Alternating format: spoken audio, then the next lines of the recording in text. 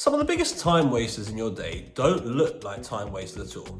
In fact, they trick you into thinking that you're being productive. But in this video, I'm going to uncover 3 of the biggest time traps that professionals fall into every single day and how to avoid them so that you can finally get more done in less time. Okay, number 1 is perfectionism. And I think perfectionism really is a trap that a lot of people fall into because I think perfectionism, it can almost feel like a good trait because maybe it feels like you've just got really high standards and you're just trying to make whatever it is you're doing as good as possible. But in reality, I think perfectionism, it really can just slow you down and it can actually result in you spending far too much time on something that was probably already good enough. And recently I came across this 80-20 rule, which says that 80% of the results of something come from the first 20% of effort put into that thing. And from that, you can therefore see that really the most important part of whatever you're doing is that first 20%. And so that's the part that you should really be focusing most on and front loading kind of the things that are most intensive and the most important things to do there. Where I think with perfectionists, they almost get it the other way around. And it's almost like they focus on that final 20% of something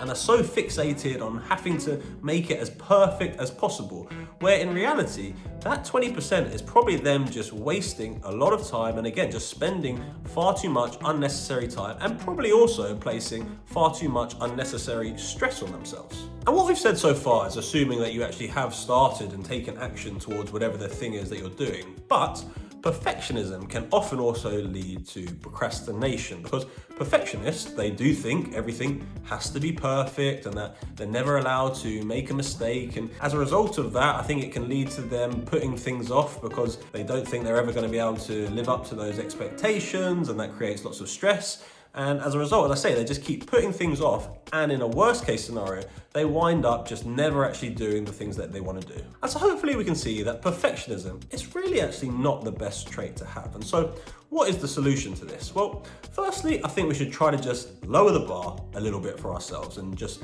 lower the bar in terms of our expectations and realize that we're all human beings and we can make mistakes, and making a mistake is not the end of the world.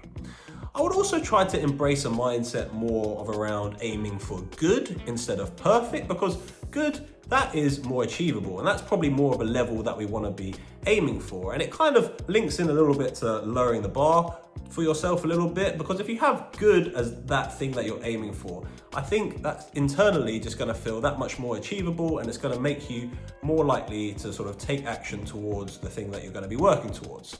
And then finally here, I would also try to almost embrace failure instead of be scared of it. Because failing, it's really not the end of the world, and failing is actually just a sign that you have taken action and positive steps towards something. And if you do fail, it's not going to be the end of the world. You're going to get feedback from it, you're going to learn from it, and then you're going to be able to come back stronger and better than ever. And so I think if you can do all those things, you'll be able to get over those perfectionist tendencies and be more likely to work towards whatever it is that you want to do, and you'll be able to work towards those things far quicker and therefore save loads of time and stress in the process. The second time trap is productive procrastination. And what I mean by productive procrastination is when you avoid doing the important, difficult task for something that feels useful, but in reality probably actually isn't. And I think there's lots of different examples of this, but one that immediately comes to mind, I think, is like podcasts or maybe even watching YouTube. Because I think some people, they can just spend absolutely hours on hours every day watching all podcasts and watching loads of different videos. Maybe it's like self-development is your thing and that's what you're trying to learn around. And they learn all the knowledge and they watch all this different content, but they never actually implement what they learn and never actually take action towards any of the things that they want to do. And so they're gaining all this knowledge and understanding of things, but they're not applying it in a real world situation. And there's a great quote that says, the magic you are looking for is in the work that you are avoiding. And I mention this because I think productive procrastination can almost be like a tool for this type of avoidance, because it can make you really feel like you are doing something and you are being productive, but in reality, your real priorities are just left untouched and you're actually not making any progress towards the things that you really should be. And as a result of that, you may have also just wasted a whole lot of time in the process. And so I've got a 3-step solution here. So firstly, I think what you need to do is to just try and be a little bit mindful around the things that you're actually doing. And so take podcasts, for instance. I'm not trying to say that podcasts are always a complete waste of time. Like podcasts, they definitely have a place, and maybe it is that you are just really trying to increase your understanding of something, or maybe you're using a podcast as a bit of research to then do like another piece of work. In that scenario, the podcast would be a very useful way to use your time and wouldn't fall into that productive procrastination category.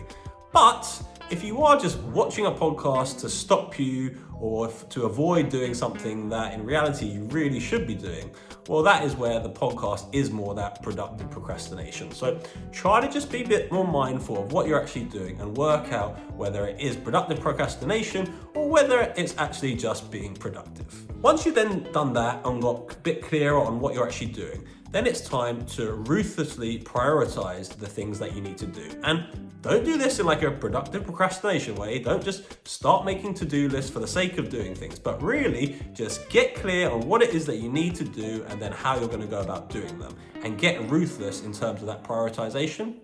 And then once you've done that, you just got to go and attack those things that you said you're going to do and take action towards all of those things and don't look back. And the third time trap is saying yes automatically. And I think what we need to firstly realize here is that whenever you say yes to something, there is an opportunity cost to it. And part of that opportunity cost is having time to do other things. And I think this is a trap because I think so often saying yes, it might feel kind of like the right thing to do, or maybe it does just feel polite to say yes if someone is asking you to do something.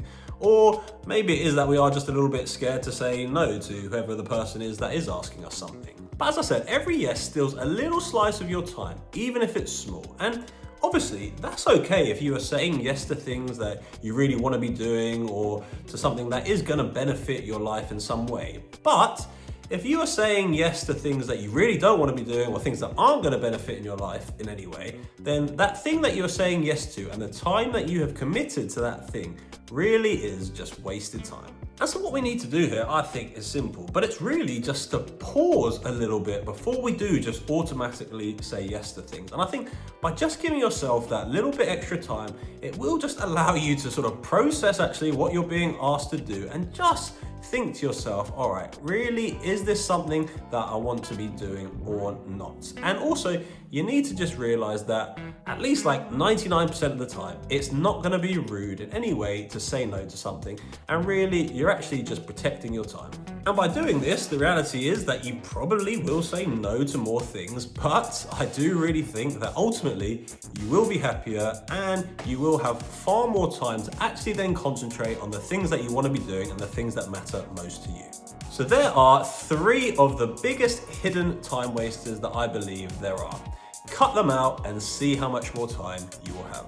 Hope you found that interesting. Thanks very much for watching, and I'll see you in the next video.